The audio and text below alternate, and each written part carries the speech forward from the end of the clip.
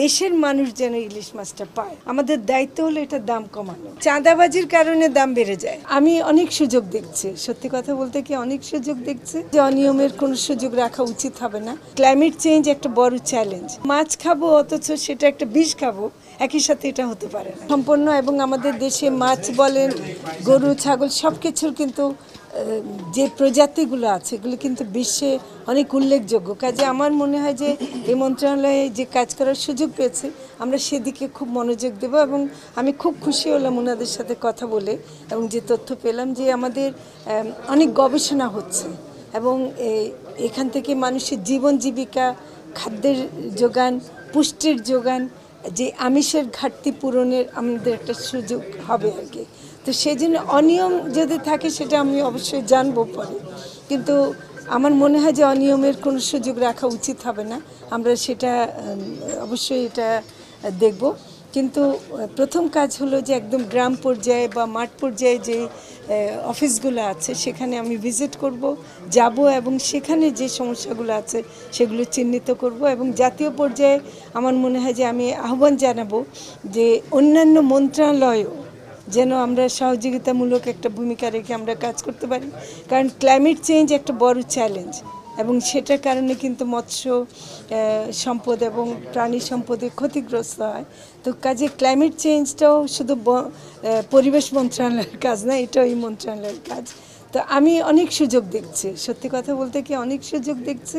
এবং আমি যাদের সাথে কাজ করব তাদের কথা শুনে মনে হলো যে তারা অনেক আন্তরিক। কৃষি মন্ত্রণালয় আধুনিক চাষ পদ্ধতি করতে গিয়ে কিন্তু প্রচুর কীটনাশক এমনকি রাসায়নিক সারটাও যেটা ব্যবহার করে সেটা কিন্তু আমাদের মাছের অনেক ক্ষতি করে।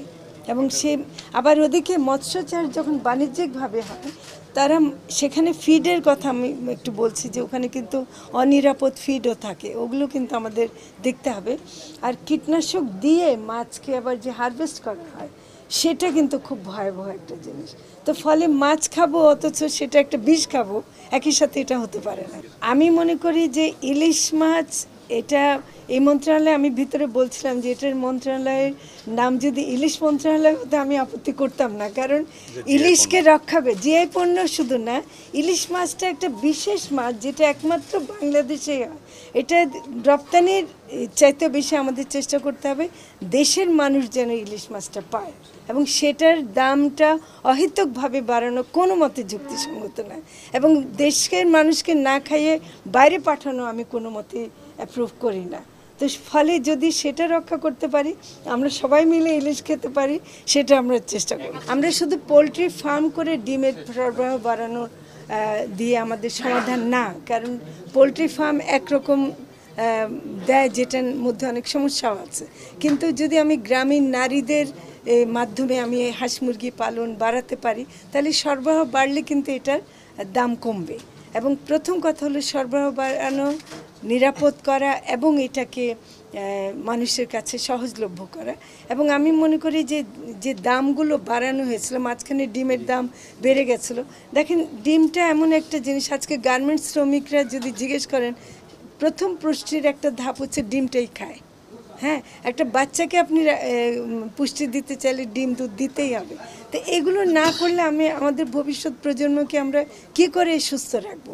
প্রথম কাজ হলো আমাদের দায়িত্ব হলো এটা দাম কমানো।